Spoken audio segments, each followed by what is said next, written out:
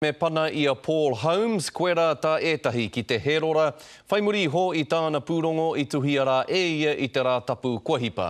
Ko tuku reta amuamua Piripi Menari o Ngāti Whātua ki te New Pepper, e mea ana he kaikiri he mani nohea ngā kōrero a Holmes, e pāna ki te hunga poro tū o roto o Waitangi. Hei tā Holmes, he rā ia tērā e puta mai ai ngā Māori pōrangi ki te whakahe i ngā kaupapa tō rangapū. Hei tā Piripi Menari, kei te takahike a Holmes i te wāhanga tua iwa o te ture manatangata tau iwa te kau mātoru. Ka rea Menari i wātea ki te kōrero mai ki a mātou, engari anei tētahi o āna kaitautoko.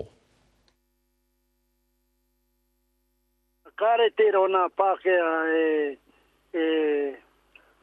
ware atu ki āna āhua tana kōrero e utaina eia ki runga i o tātou iwi Māori.